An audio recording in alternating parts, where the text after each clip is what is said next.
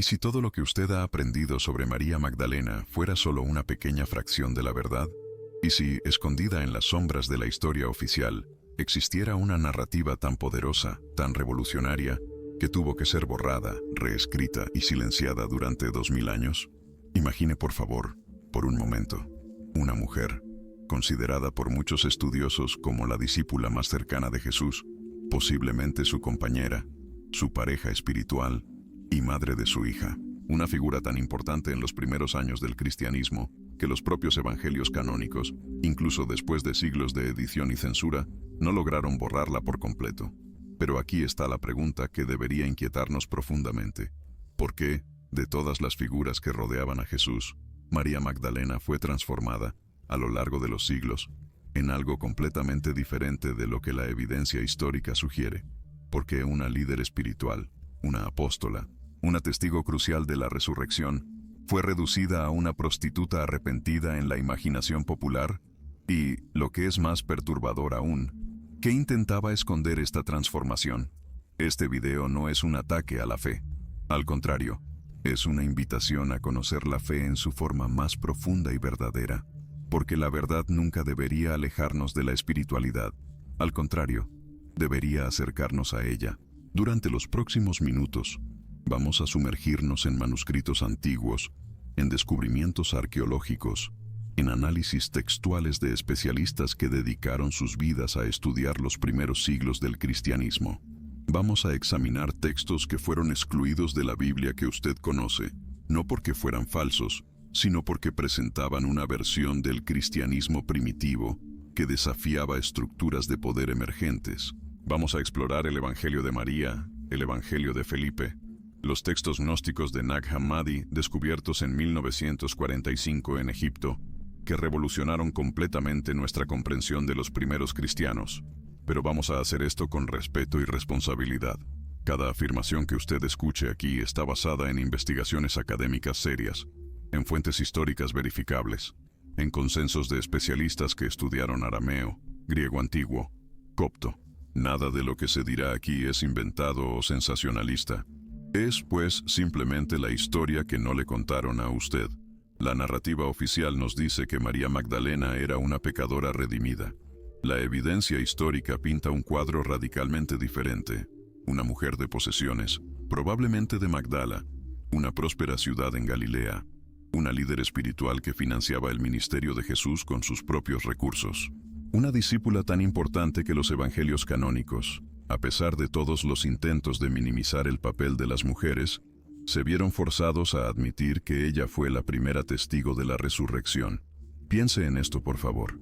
En una cultura donde el testimonio de una mujer no tenía valor legal, donde las mujeres eran consideradas propiedad, los propios textos que intentaban establecer la autoridad masculina en la iglesia primitiva no pudieron negar que fue María Magdalena quien primero vio a Jesús resucitado. Si hubieran querido inventar esta historia, jamás elegirían a una mujer como primera testigo. El hecho de que ella aparezca en ese papel sugiere que esto realmente sucedió. Era una verdad demasiado contundente para ser borrada por completo. Y aquí llegamos al centro de la cuestión, al misterio que atraviesa 2 milenios de historia.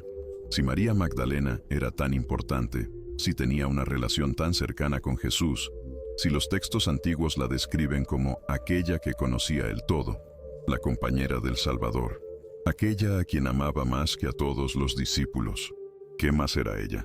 Algunos manuscritos antiguos, particularmente los evangelios gnósticos, sugieren algo que desafiaría completamente nuestra comprensión tradicional del cristianismo, que María Magdalena no era solo una discípula, que ella era la pareja espiritual de Jesús, posiblemente su esposa según las tradiciones judías de la época, y que de esa unión nació una hija, una niña cuya sangre llevaba el linaje de Jesús, una verdad tan explosiva que tuvo que ser enterrada bajo capas de dogma y ortodoxia. Antes de que usted piense que esto es pura especulación moderna, déjeme decirle, los estudiosos han estado debatiendo esta posibilidad durante décadas, basándose en textos históricos reales. Lo que vamos a explorar hoy no es teoría de la conspiración, es arqueología, es historia, es análisis textual serio de documentos que existen físicamente en museos y bibliotecas alrededor del mundo. ¿Está usted listo para cuestionar todo lo que le enseñaron? Para ver más allá de la narrativa construida por concilios eclesiásticos hace siglos, para descubrir quién era realmente María Magdalena y el sacrificio que ella hizo para proteger no solo la memoria de Jesús, sino también a su hija, su legado. ¿La verdad que ella guardaba? Entonces, respire hondo, por favor. Abra su mente, por favor, y venga conmigo, por favor, en este viaje a través de 2000 años de historia oculta, porque la verdad sobre María Magdalena y la hija de Jesús no está perdida. Siempre ha estado ahí, preservada en manuscritos antiguos, esperando que tuviéramos el coraje de mirar.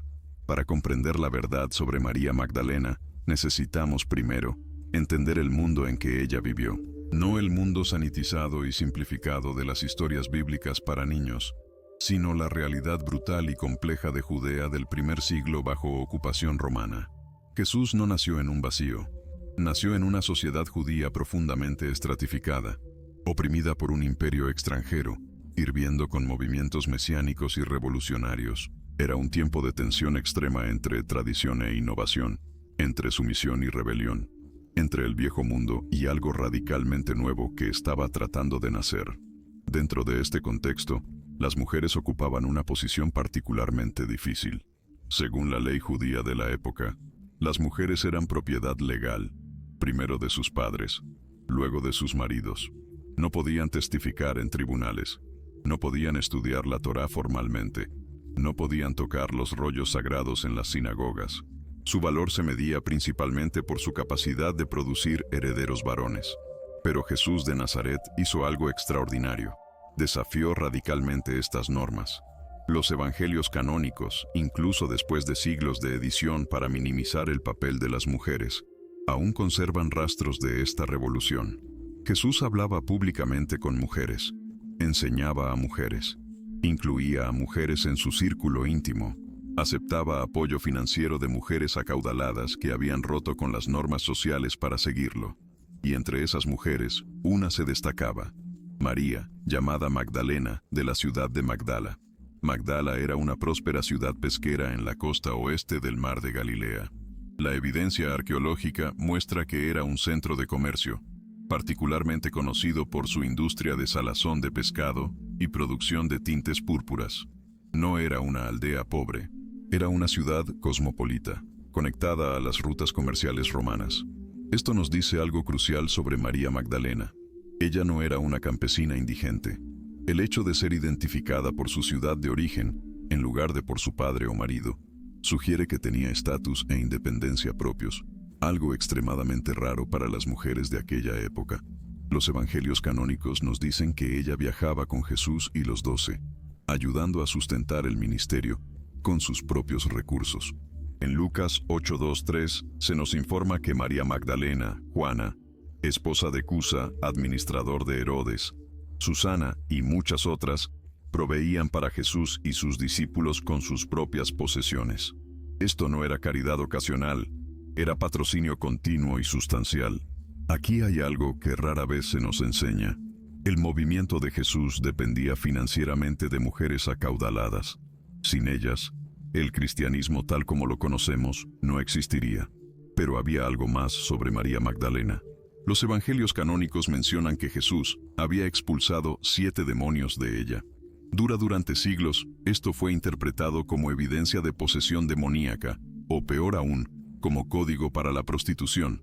Pero estudiosos modernos ofrecen una interpretación muy diferente. En textos judíos y cristianos primitivos, los demonios frecuentemente representaban no entidades sobrenaturales, sino aflicciones físicas, psicológicas o espirituales. El número 7 tenía un significado simbólico profundo: plenitud, totalidad.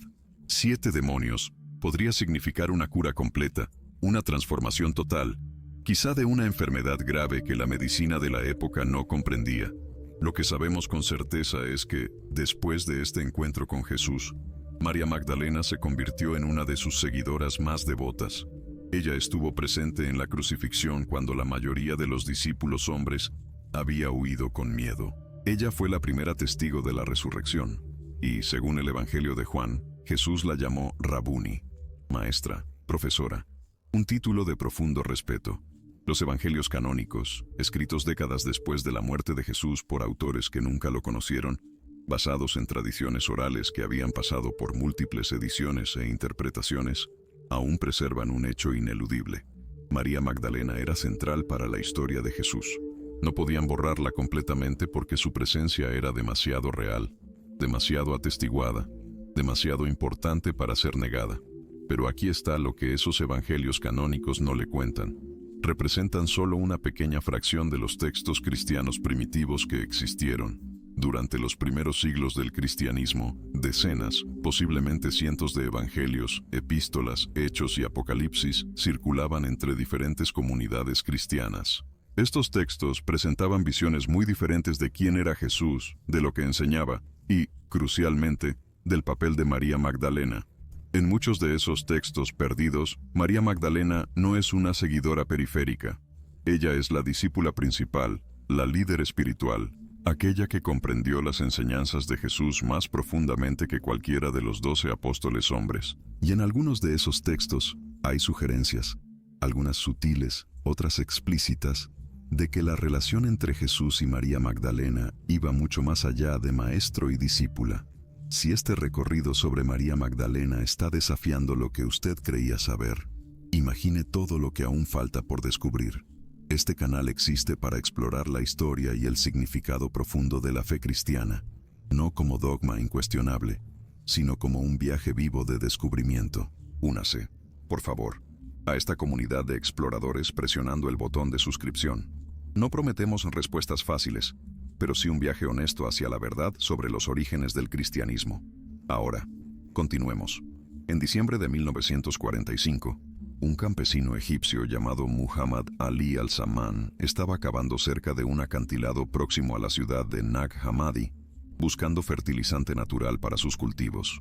Lo que encontró cambiaría completamente nuestra comprensión del cristianismo primitivo. Dentro de una tinaja de cerámica sellada había 13 códices de cuero conteniendo 52 textos, evangelios, apocalipsis, enseñanzas secretas, la mayoría de los cuales no había sido vista hacía más de 1500 años. Estos eran los manuscritos gnósticos de Nag Hammadi, preservados en el desierto egipcio desde aproximadamente el siglo IV. Y entre esos textos estaba algo extraordinario: el Evangelio de María.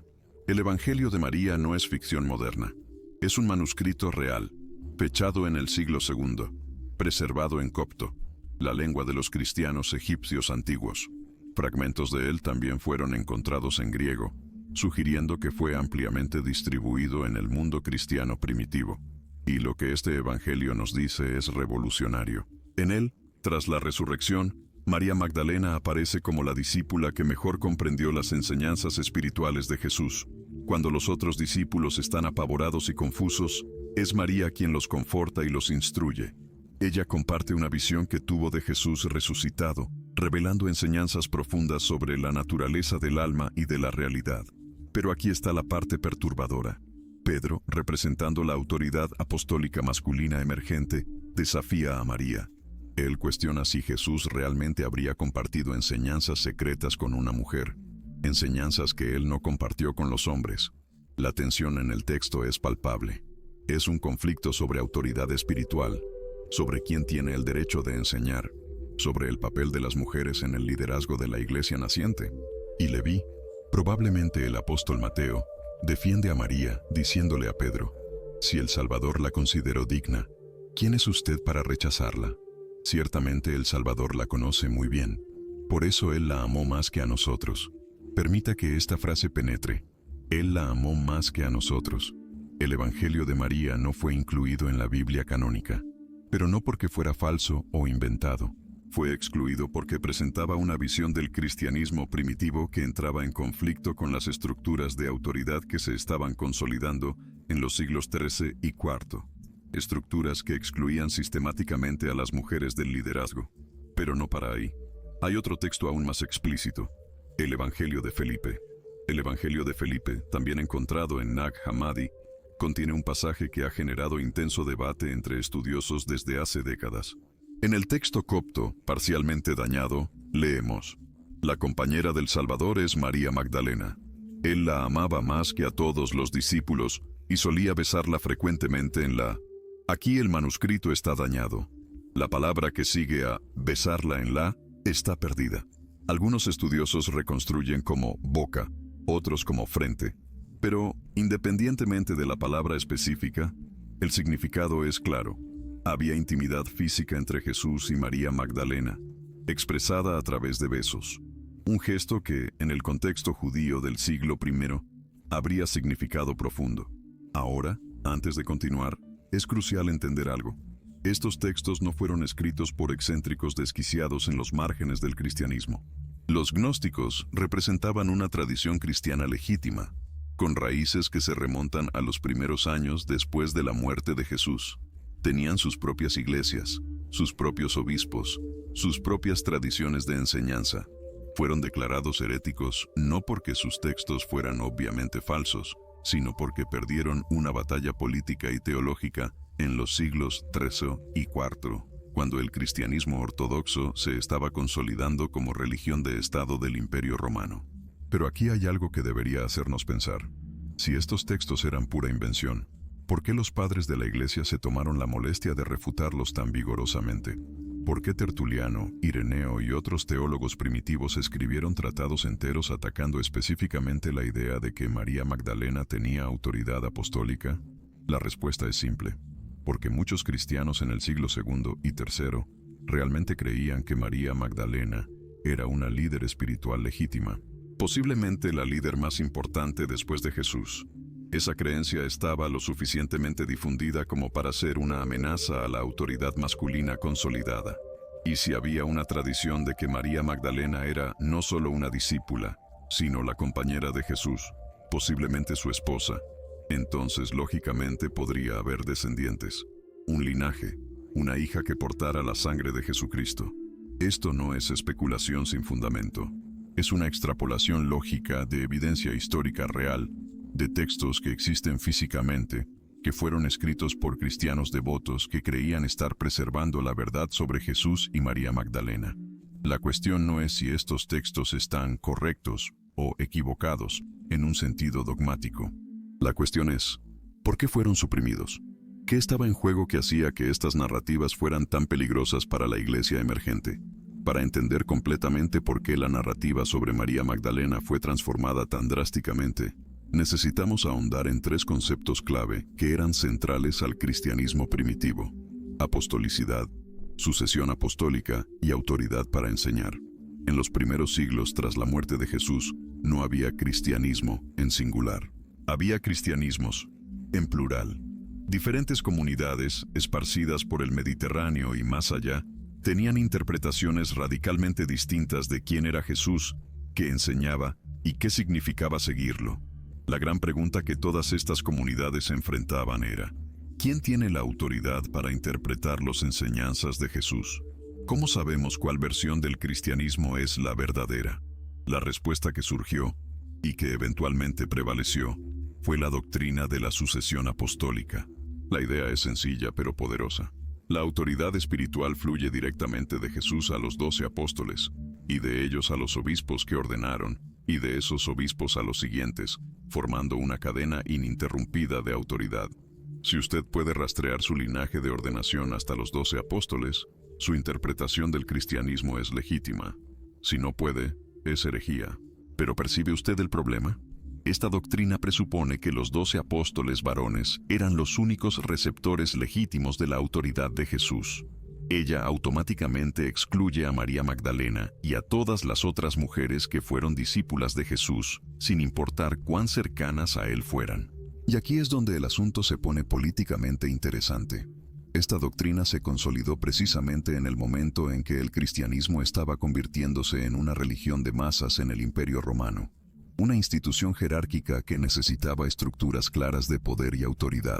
María Magdalena representaba una amenaza para esta estructura porque su autoridad no provenía de una ordenación por hombres, sino de su relación directa e íntima con Jesús. En los evangelios gnósticos, ella enseña porque Jesús la instruyó personalmente, porque ella conocía el todo, porque él la amaba especialmente. Esta es una forma de autoridad radicalmente distinta, una que no depende de jerarquías institucionales, sino de conocimiento directo y experiencia espiritual personal. Para los padres de la Iglesia que intentaban consolidar la ortodoxia y la autoridad institucional, esto era inaceptable. Si María Magdalena pudiera tener autoridad apostólica basada simplemente en su cercanía con Jesús, en su comprensión espiritual, en su conocimiento directo, entonces cualquier persona podría reclamar esa misma autoridad. La jerarquía se desmoronaría, así que María Magdalena necesitaba ser neutralizada. No podían borrarla completamente. Estaba profundamente arraigada en las tradiciones sobre la resurrección, pero podían transformarla de líder espiritual en pecadora arrepentida. Podían sustituir su autoridad apostólica por un arrepentimiento sumiso. Y eso fue exactamente lo que sucedió. En el año 591, el Papa Gregorio I declaró oficialmente que María Magdalena era la misma persona que la pecadora anónima mencionada en Lucas 7, que ungió los pies de Jesús. Nada en los textos bíblicos justificaba esta identificación, pero sirvió perfectamente al propósito de redefinir a María Magdalena, de apóstola a prostituta arrepentida, de maestra a pecadora salvada, de líder a seguidora sumisa. Esta transformación no fue accidental, fue una elección deliberada, parte de un proceso mayor de marginación de las mujeres en el liderazgo cristiano que ocurrió entre los siglos II y IV. Y aquí llegamos al punto crucial. Si María Magdalena era de hecho la compañera de Jesús, si ella era su pareja espiritual, si existía una tradición de que tuvieron una hija, entonces esa criatura representaría la verdadera sucesión apostólica, no a través de una ordenación institucional, sino a través de sangre y linaje. Imagine, por favor, la amenaza que esto representaba. Una criatura, una niña, portando el linaje directo de Jesucristo. En un mundo donde la autoridad espiritual estaba siendo cuidadosamente canalizada a través de jerarquías exclusivamente masculinas, la existencia de tal criatura sería explosiva. Si usted está siguiendo esta investigación sobre los misterios del cristianismo primitivo y quiere continuar explorando estas verdades ocultas, deje por favor un comentario abajo compartiendo lo que más le ha sorprendido hasta ahora sobre María Magdalena. Esta conversación no termina en el video. Continúa con usted, conmigo, con todos los que buscan comprender las raíces profundas de nuestra fe. Construyamos, pues, esta comunidad de buscadores juntos. Para comprender la verdadera naturaleza de la relación entre Jesús y María Magdalena, necesitamos entender algo fundamental. Jesús era judío. Él vivió como judío, enseñó como un rabino judío, y operó dentro del contexto de la ley y tradición judías del siglo I. Y según la tradición judía de la época, no solo era aceptable, sino esperado que un rabino estuviera casado. El Talmud, la compilación central de la ley oral judía, declara explícitamente que un hombre soltero no debía ser maestro.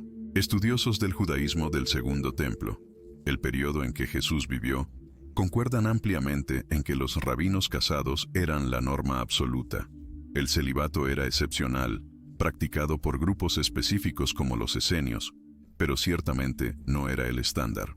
Entonces aquí está la pregunta inquietante.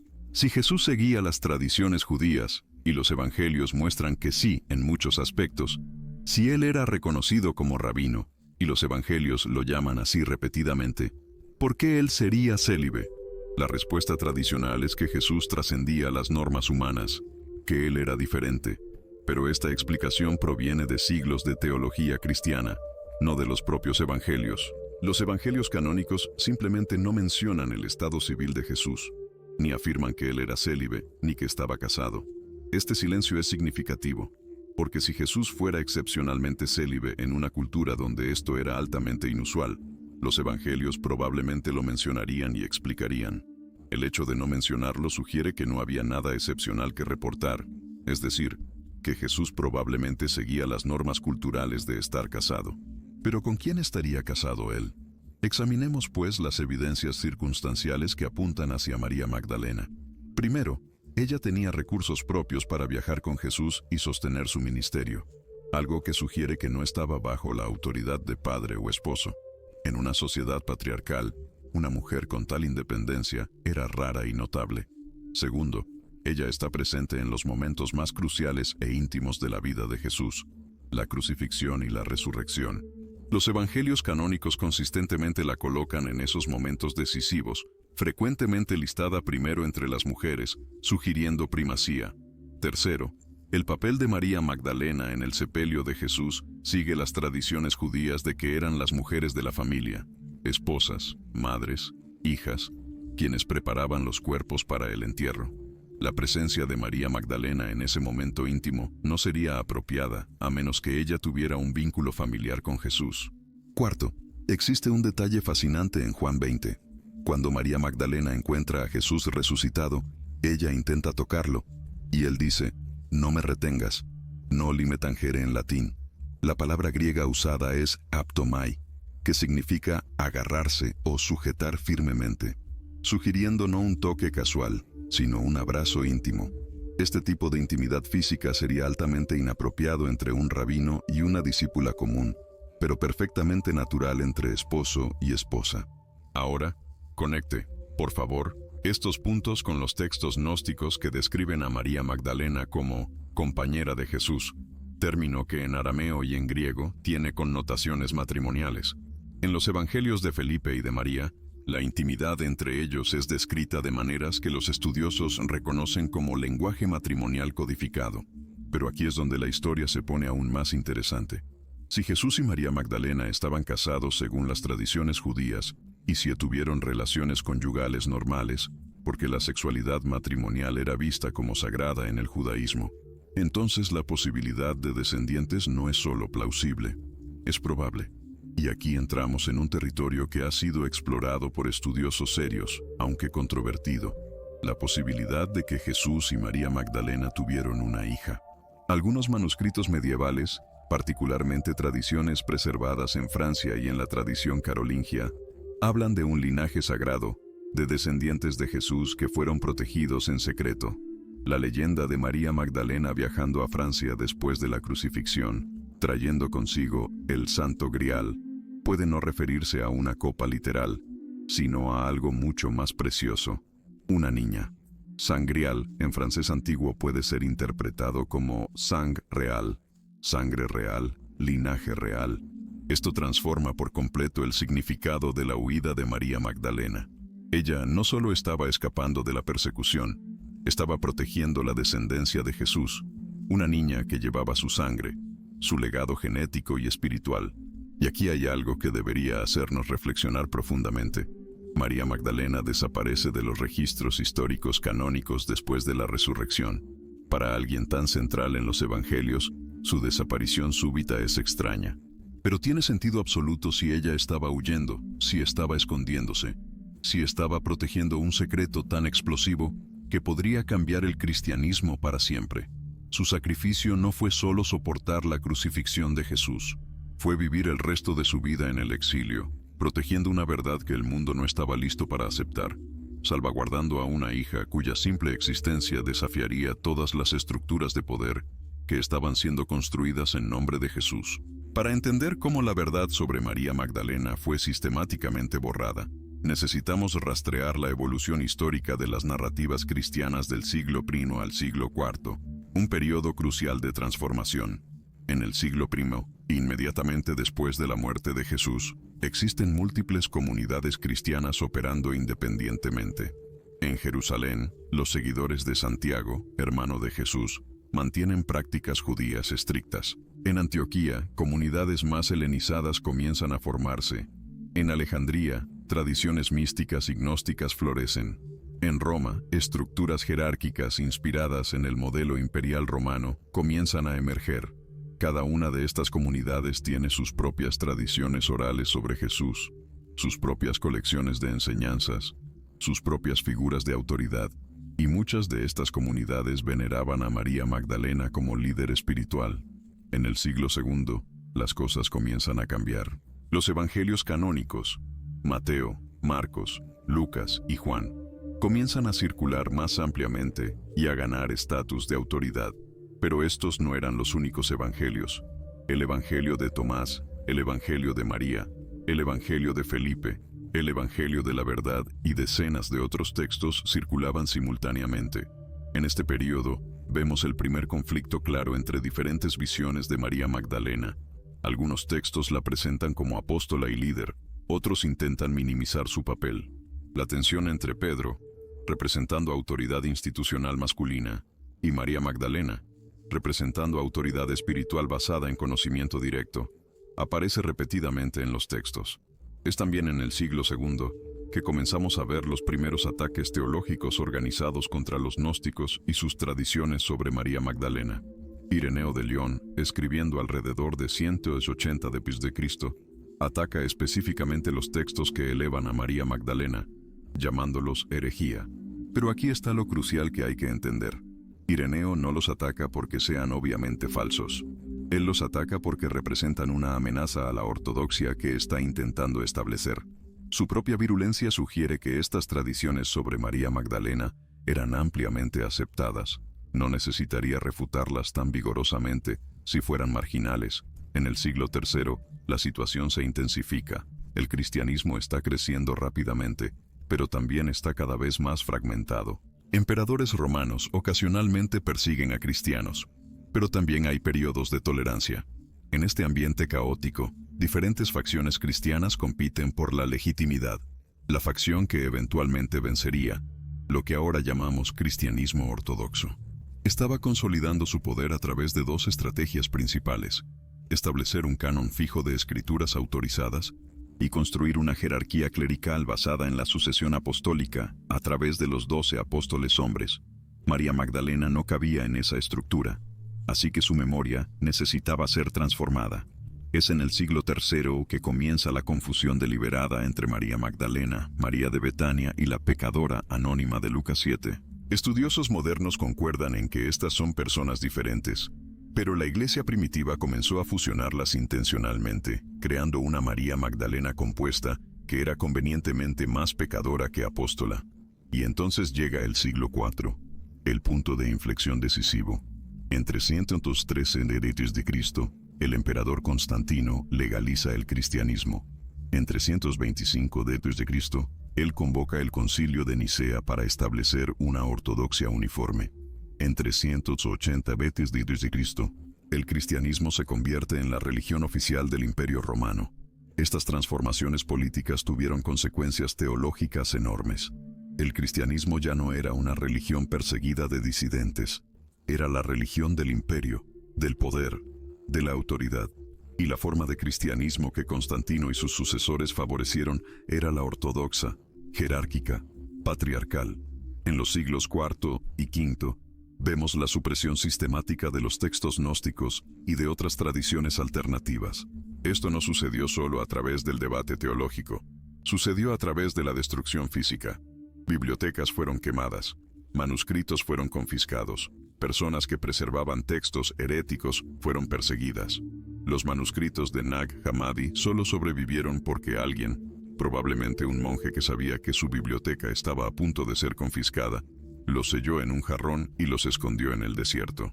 Permanecieron allí por 1600 años, preservando versiones del cristianismo que fueron casi completamente borradas. Y entre lo que fue borrado estaba la verdad sobre María Magdalena. No solo que ella era una líder espiritual legítima, sino que pudo haber sido la compañera de Jesús, la madre de su hija, la guardiana de un secreto que el cristianismo institucional no podía permitir que fuera conocido. En el siglo VI, cuando el Papa Gregorio I declaró oficialmente que María Magdalena era una prostituta arrepentida, la transformación estaba completa. La apóstola había sido sustituida por la pecadora. La líder había sido transformada en seguidora. La verdad había sido enterrada bajo siglos de dogma. Pero la verdad, como los manuscritos en el desierto, tiene una manera de sobrevivir.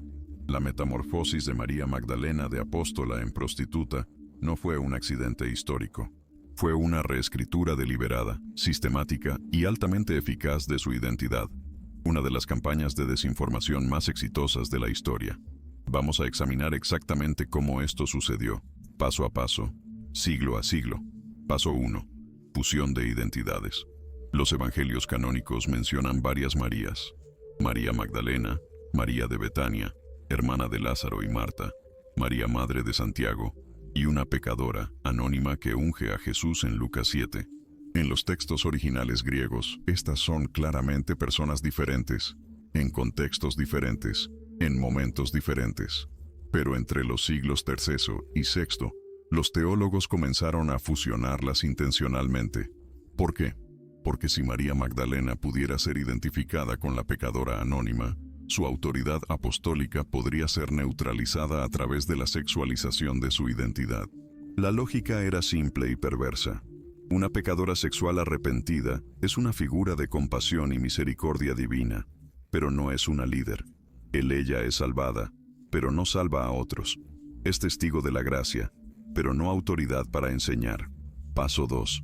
Identificación con la prostitución.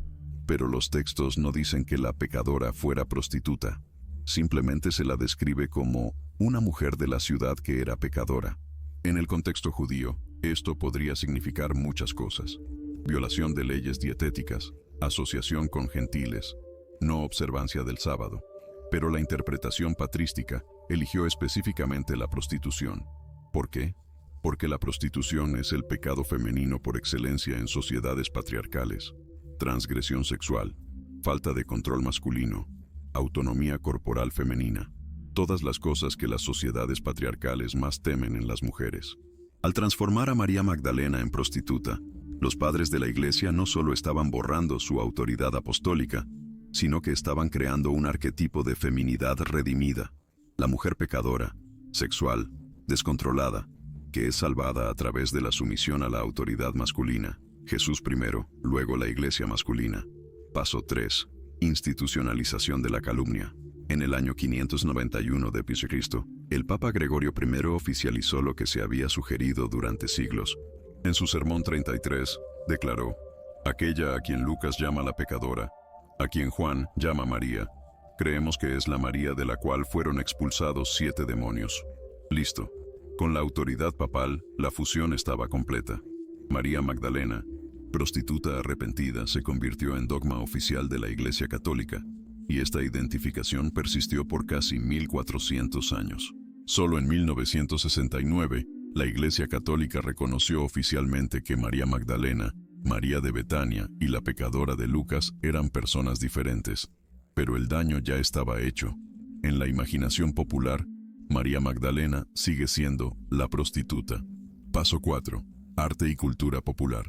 La transformación se consolidó a través del arte.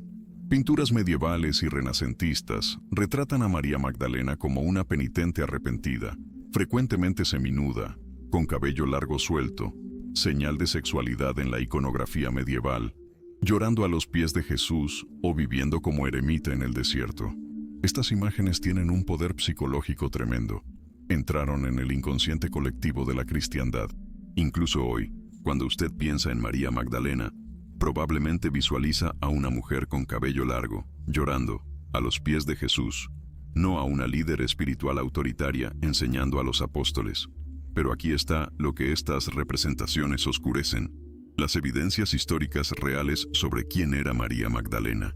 En los evangelios canónicos, María Magdalena no llora de arrepentimiento, sino que llora de luto por la muerte de Jesús.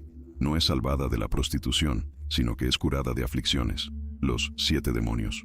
No es seguidora pasiva, sino que es la primera testigo de la resurrección, comisionada por Jesús para anunciar la buena nueva a los apóstoles. Juan 20, 17, 18 preserva algo extraordinario. Jesús llama a María Magdalena apóstola de los apóstoles. Aunque este título no aparece textualmente, está implícito en la función que ella cumple. Es enviada a enseñar a los propios apóstoles. Esto no es el papel de una prostituta arrepentida, esto es liderazgo apostólico. Paso 5. Lo que se perdió. Entonces, ¿qué se perdió en esta transformación? Primero, perdimos un modelo de liderazgo femenino en los albores del cristianismo. Si María Magdalena hubiera sido preservada como apóstola, la historia de la exclusión de las mujeres de la ordenación clerical sería mucho más difícil de justificar. Segundo, perdimos la posibilidad de que Jesús tuviera una pareja espiritual, una compañera que lo complementaba y compartía su ministerio como igual. Esto tendría implicaciones profundas para cómo entendemos las relaciones, la sexualidad, la pareja espiritual. Tercero, perdimos la verdad sobre la hija de Jesús, si es que existió. Una niña que habría representado la continuidad de la enseñanza de Jesús no a través de una institución, sino a través de un linaje. Una niña que María Magdalena habría sacrificado todo para proteger.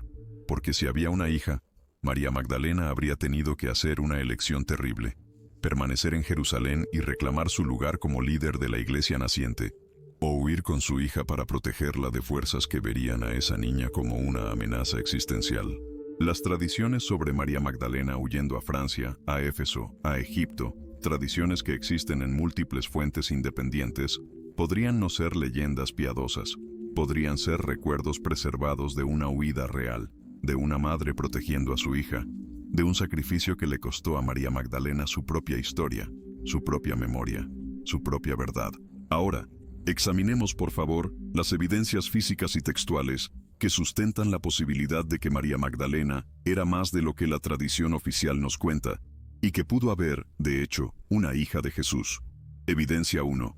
Los manuscritos de Nag Hammadi. Descubiertos en 1945 en Egipto, estos 13 códices de cuero que contienen textos cristianos gnósticos del siglo II al IV son evidencia física real. Usted puede verlos hoy en el Museo Copto de El Cairo y en otras instituciones. El Evangelio de María, encontrado en otro lugar en 1896 y publicado en 1955, existe en 3 fragmentos, 2 en griego y 1 en copto. Estos no son documentos modernos, son manuscritos antiguos auténticos que sobrevivieron porque fueron enterrados en el desierto. En estos textos, María Magdalena no es prostituta, es la mujer que conocía el todo, aquella a quien Jesús reveló misterios que no compartió con los 12. Evidencia 2. Tradiciones del sur de Francia. En la región de la Provenza, Francia, existen tradiciones que se remontan al menos al siglo V a.C., de que María Magdalena viajó allí después de la crucifixión. La ciudad de Saintes-Maries-de-la-Mer, Santas Marías del Mar, recibe ese nombre debido a la tradición de que María Magdalena, María Salomé y María de Cleofás llegaron allí en barco. La Basílica de Santa María Magdalena en Saint-Maximin-la-Sainte-Baume afirma poseer los restos mortales de María Magdalena, descubiertos en 1279.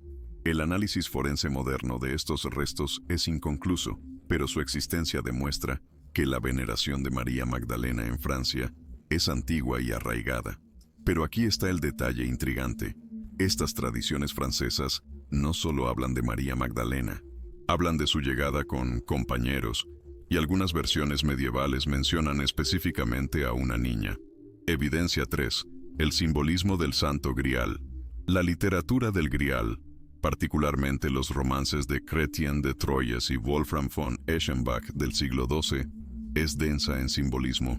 El Grial es descrito como un cáliz, pero también como una piedra, como un plato, como algo que contiene la sangre de Cristo.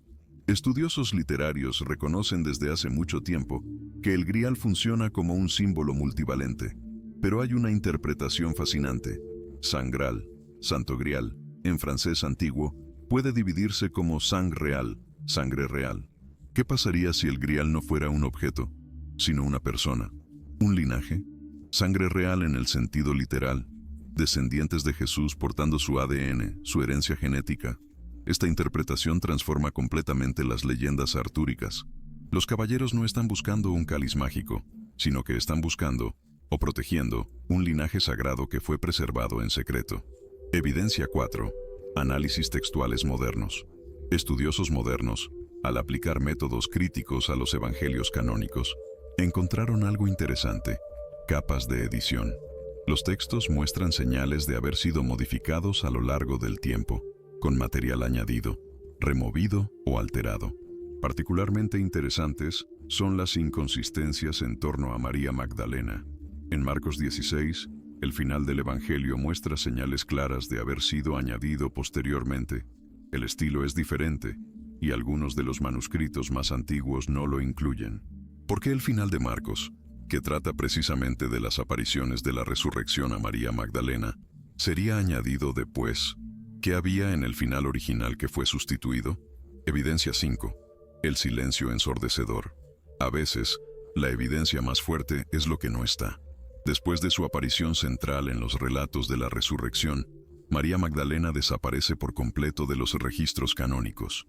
Ningún libro de los Hechos de los Apóstoles, Ninguna epístola, ningún relato de martirio.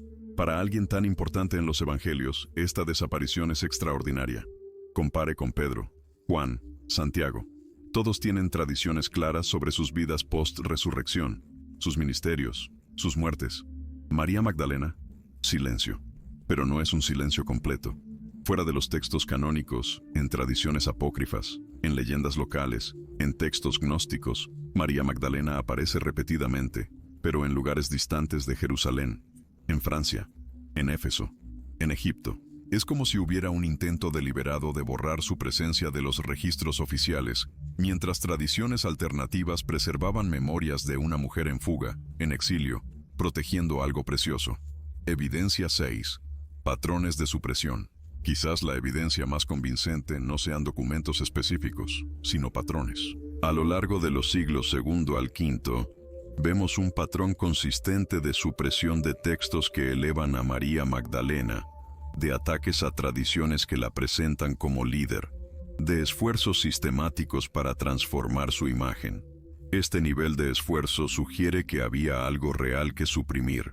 Si las tradiciones sobre María Magdalena como apóstola fueran pura invención marginal, ¿por qué la iglesia primitiva gastaría tanto esfuerzo refutándolas?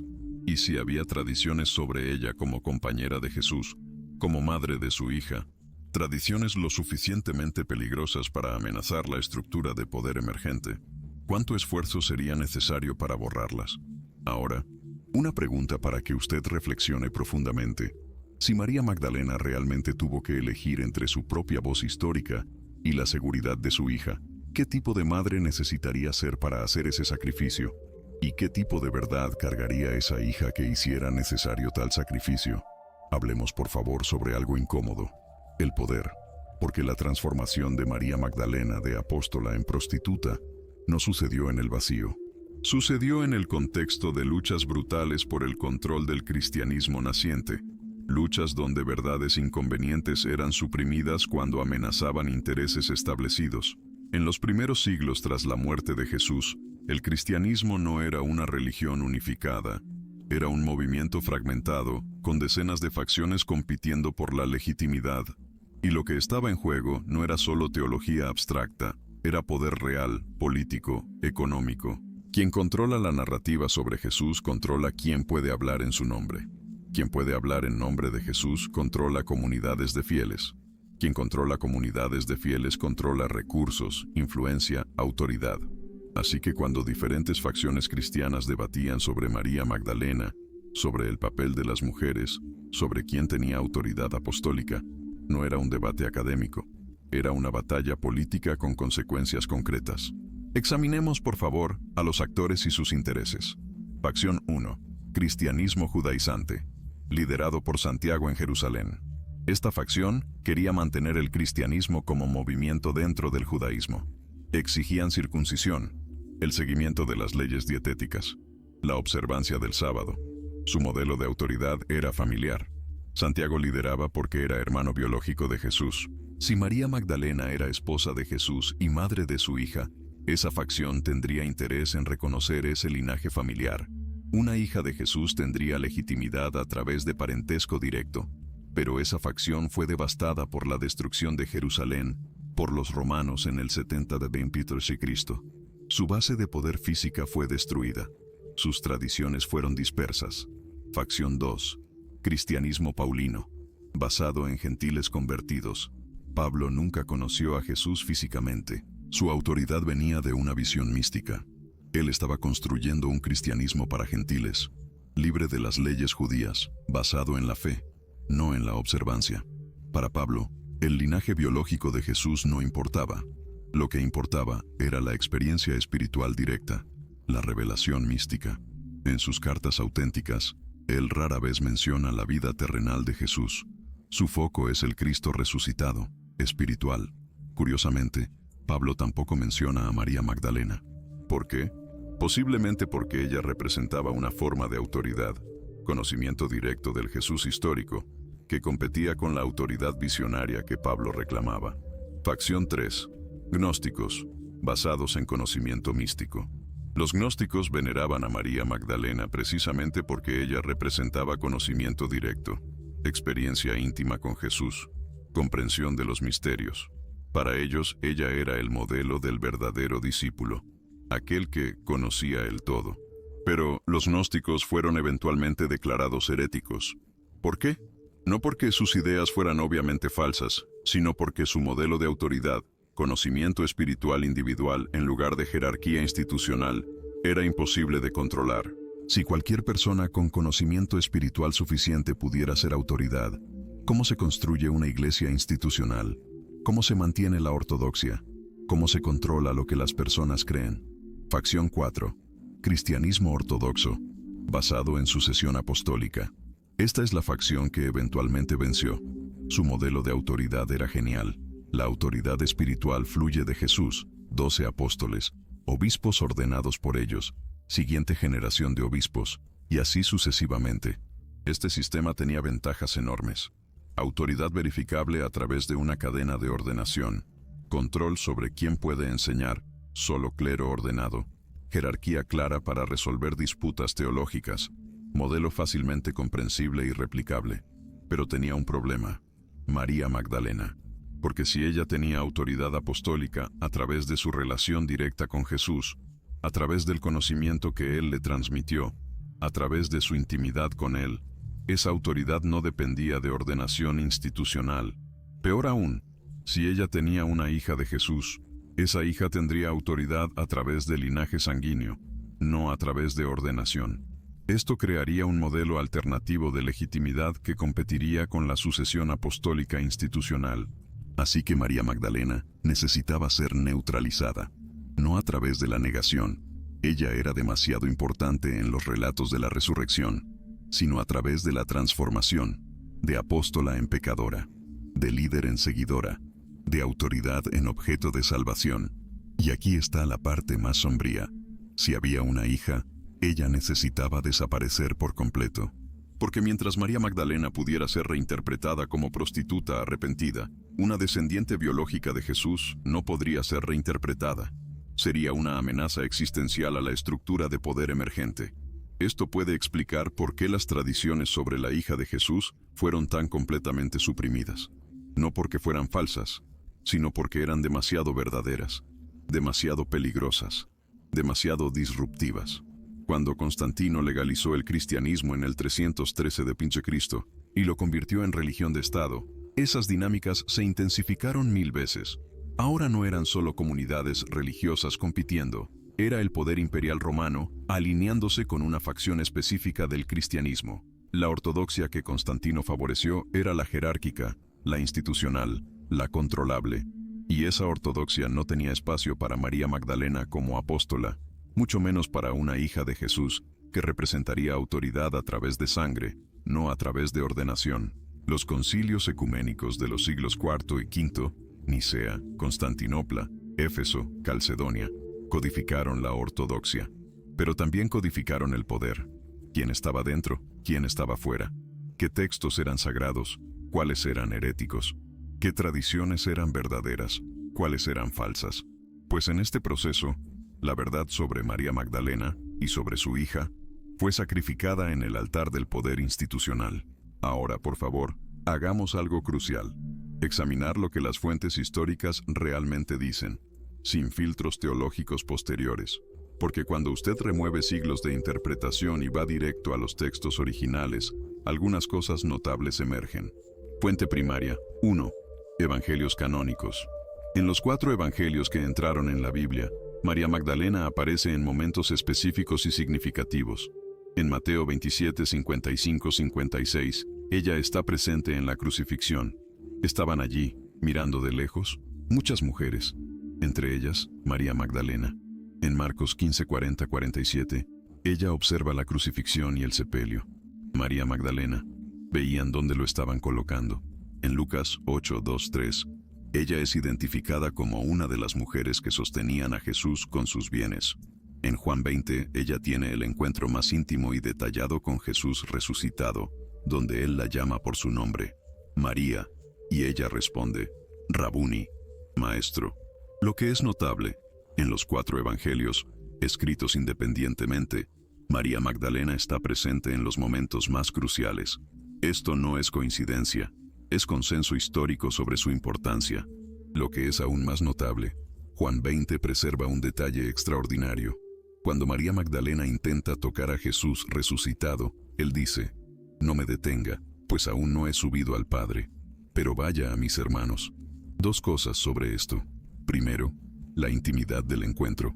Jesús aparece primero a ella, solo, antes que a los otros discípulos. Segundo, Él la comisiona para enseñar a los apóstoles: «Vaya a mis hermanos y dígales». Esto es función apostólica. Ella es enviada. Apóstol significa enviado, para proclamar la resurrección a los propios apóstoles. Por eso los padres de la iglesia posteriores la llamaron apóstola de los apóstoles. No por sentimentalismo, sino reconociendo su función histórica en los textos. Fuente primaria 2. Evangelio de María. Ahora, por favor, vayamos a un texto que no entró en el canon, pero es igualmente antiguo. El Evangelio de María existe en 3 manuscritos: papiro griego del siglo XIII y códice copto del siglo V. En el texto, después de la resurrección, los discípulos están apavorados. María Magdalena los consuela: «No lloren, su gracia estará con ustedes y los protegerá». Pedro entonces pide: «Hermana, sabemos que el Salvador la amaba más que a todas las otras mujeres. Cuéntenos, por favor, las palabras que él le dijo, que usted conoce, pero nosotros no». María comparte una visión, enseñanza sobre el alma, ascendiendo a través de esferas. Es teología mística compleja, gnóstica. Pero entonces, Andrés duda. «Yo no creo que el Salvador haya dicho esto. Estas enseñanzas son extrañas». Pedro se indigna. ¿Él realmente habló con una mujer sin nuestro conocimiento? ¿Debemos todos voltearnos y escucharla? ¿Él la prefirió a nosotros? Y Leví, Mateo, defiende a María. Si el Salvador la hizo digna, ¿quién es usted para rechazarla? Ciertamente el Salvador la conoce muy bien, por eso la amó más que a nosotros. Este texto preserva una tensión histórica real, conflicto entre la autoridad de María basada en el conocimiento directo de Jesús, versus la autoridad de los 12 basada en su posición institucional. Fuente primaria. 3. Evangelio de Felipe. Este evangelio, también de Nag Hammadi, contiene el pasaje más explícito. La compañera de María Magdalena la amaba más que a todos los discípulos y solía besarla frecuentemente en la... El manuscrito está dañado en los puntos cruciales, pero el significado general es claro. Había intimidad física entre Jesús y María Magdalena, expresada a través de besos. En el contexto judío del siglo I, los besos entre hombre y mujer que no eran familia eran significativos. El Talmud es explícito al respecto. Los besos, especialmente en la boca, eran gestos de intimidad matrimonial o familiar. Entonces, cuando el Evangelio de Felipe describe a Jesús besando a María Magdalena frecuentemente, está describiendo una relación íntima que, en el contexto cultural, sugeriría un vínculo matrimonial. Análisis crítico. Estudiosos modernos debaten intensamente estos textos. Algunos argumentan que el Evangelio de María y el Evangelio de Felipe son invenciones gnósticas tardías sin valor histórico. Otros argumentan que preservan tradiciones auténticas tan antiguas como los evangelios canónicos. El consenso académico actual es matizado. Estos textos gnósticos fueron compuestos en el siglo II, pero pueden incorporar tradiciones orales del siglo I. No son una Biblia perdida que debería haber sido incluida, pero tampoco son pura ficción. Son documentos históricos reales que reflejan cómo algunas comunidades cristianas primitivas entendían a Jesús y María Magdalena. En cuanto a la hija de Jesús, necesitamos ser honestos. Ningún texto antiguo sobreviviente menciona explícitamente una hija por nombre, pero eso no es prueba de ausencia.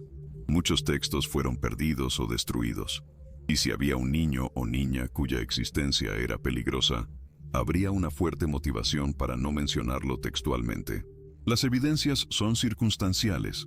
Tradiciones de Francia sobre María Magdalena llegando con compañeros, simbolismo del Santo Grial como linaje, la desaparición de María Magdalena de los registros canónicos, la intensidad con que su memoria fue suprimida.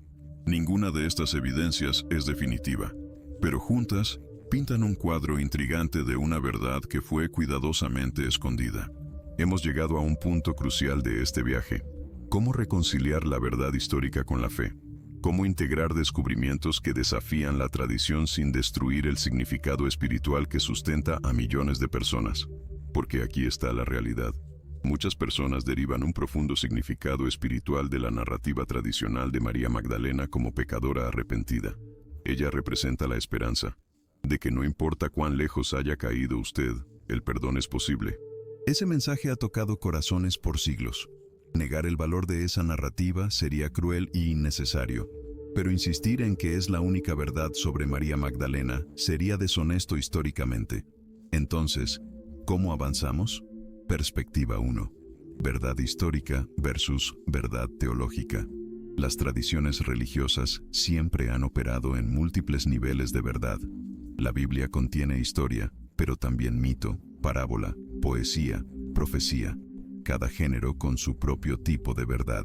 María Magdalena como pecadora arrepentida puede ser verdad teológica, una narrativa que transmite verdades sobre perdón y redención, incluso si no es verdad histórica literal. De la misma forma, María Magdalena como apóstola y posible compañera de Jesús puede ser verdad histórica sin necesariamente negar todas las verdades teológicas que se desarrollaron en torno a ella. Ambas pueden coexistir si somos sofisticados en cómo entendemos la verdad. Perspectiva 2. Fe, robustecida por la honestidad. Muchas personas temen que cuestionar las tradiciones debilita la fe, pero lo opuesto puede ser verdad.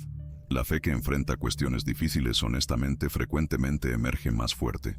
Si usted puede aceptar que María Magdalena fue transformada de apóstola en prostituta por razones políticas, pero aún encontrar significado espiritual en la historia tradicional, su fe demuestra una profundidad notable. Si usted puede considerar que Jesús pudo haber estado casado y haber tenido una hija, y aún ve en él una figura espiritualmente transformadora, su cristianismo es más robusto, no más débil. La fe que depende de no hacer preguntas difíciles es frágil. La fe que puede integrar complejidad y ambigüedad es resiliente. Perspectiva 3. Recuperando lo femenino sagrado. Quizá una de las reconciliaciones más importantes sea reconocer lo que se perdió en la marginación de María Magdalena, lo femenino divino en el cristianismo.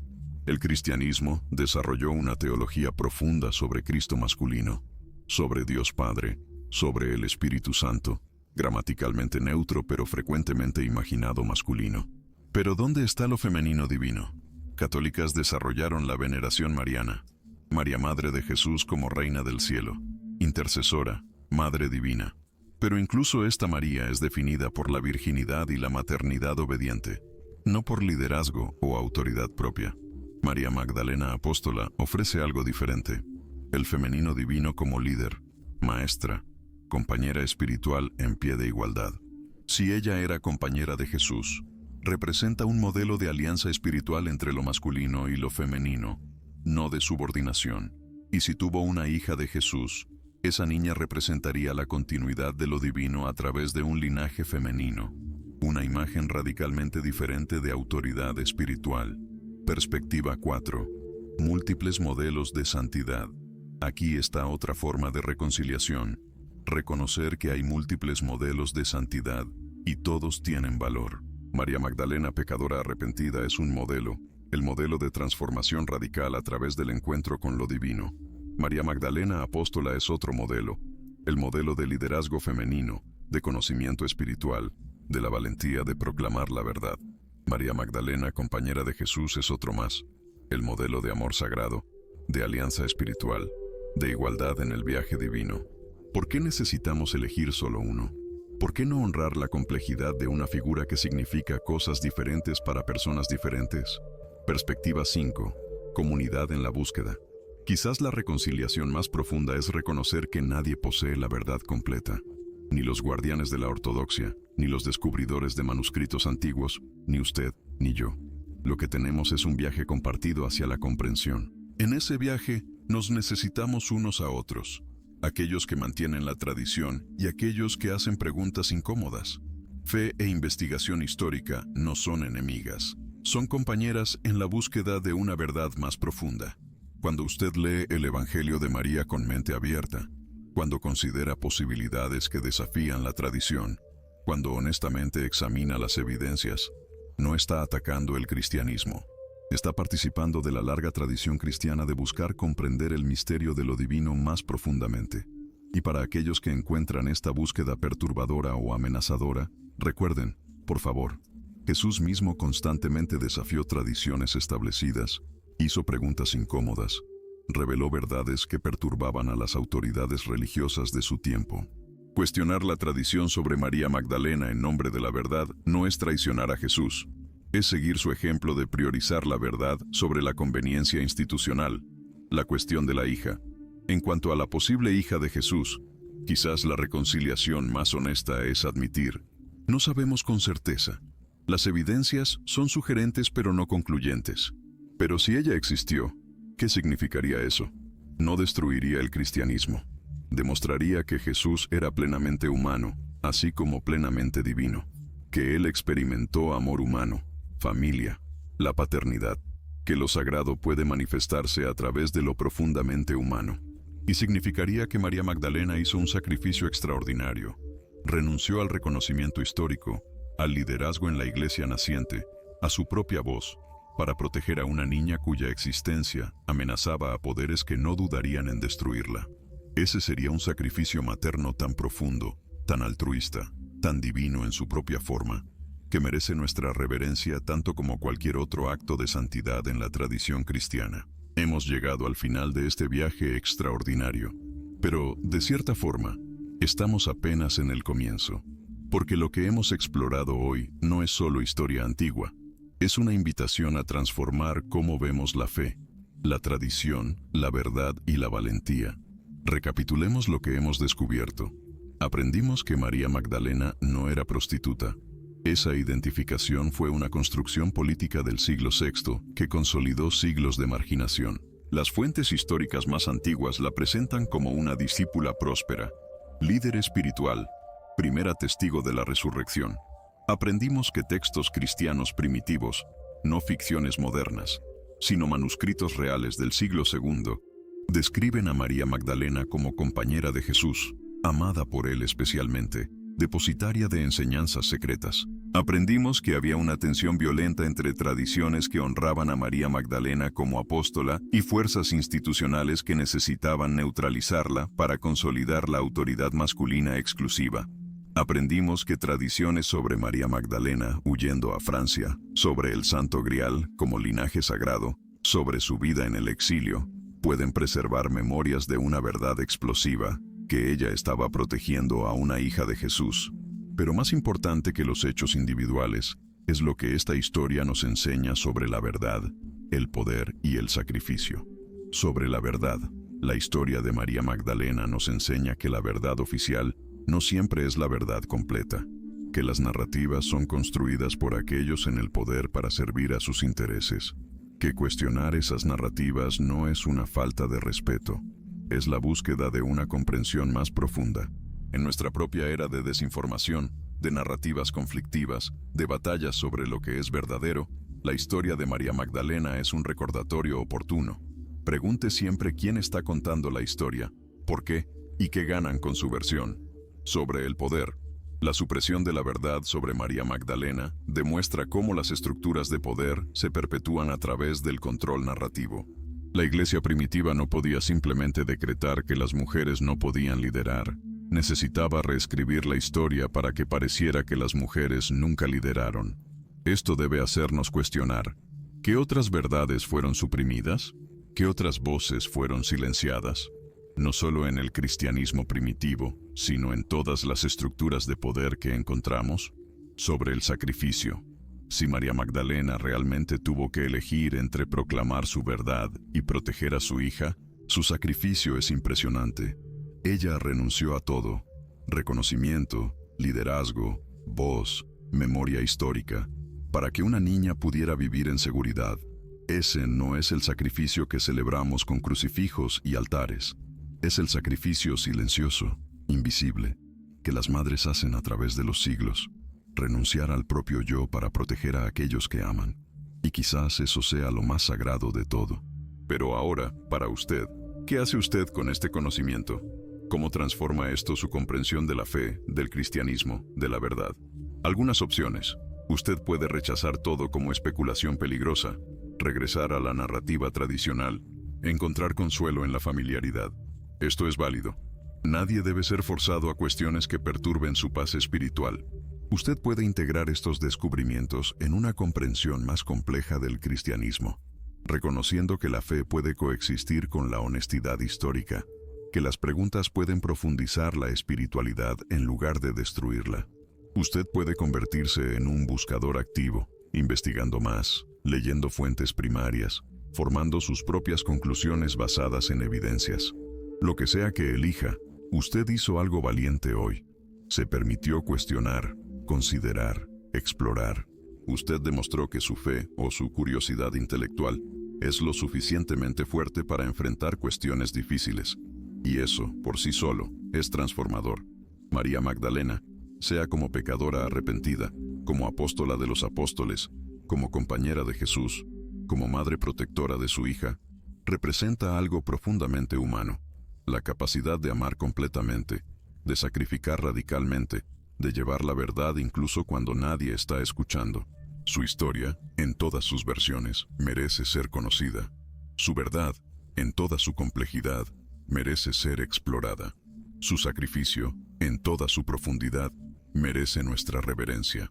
Porque al final, la mayor enseñanza de María Magdalena puede ser esta: que la verdad vale la pena buscar, incluso cuando es difícil, que el amor vale la pena honrar, incluso cuando es inconveniente, que sacrificio vale la pena reconocer, incluso cuando ha sido olvidado. Y quizás, solo quizás, en algún lugar a través de los siglos, existe un linaje, una hija, nietas, bisnietas, descendientes, llevando en sus venas la sangre de Jesús, preservando en sus historias familiares fragmentos de verdad que el mundo no estaba listo para recibir. ¿Sabrán ellas quiénes son? ¿O el sacrificio de María Magdalena fue tan completo que incluso ellas olvidaron su propio origen? No lo sabemos, quizás nunca lo sepamos, pero el hecho de que podamos hacer la pregunta, de que podamos explorar la posibilidad, de que podamos honrar a María Magdalena como más de lo que la tradición permitió, eso en sí mismo es una victoria. Hemos llegado al final de este viaje extraordinario sobre María Magdalena y la verdad prohibida acerca de la hija de Jesús. Si usted ha llegado hasta aquí, es porque usted es de esas personas que no temen hacer las preguntas difíciles, que valoran el conocimiento tanto como la fe. Este canal existe para personas exactamente como usted. Si aún no se ha suscrito, este es el momento perfecto. Tenemos mucho más que explorar juntos sobre los orígenes del cristianismo, sobre manuscritos perdidos, sobre verdades que han sido ocultadas, y su compañía en este camino significa todo. Active la campanita para no perderse ningún video. Y ahora, en su pantalla aparecerá otro video que continuará expandiendo su perspectiva sobre los misterios del cristianismo primitivo. No se detenga aquí. La búsqueda de la verdad nunca termina.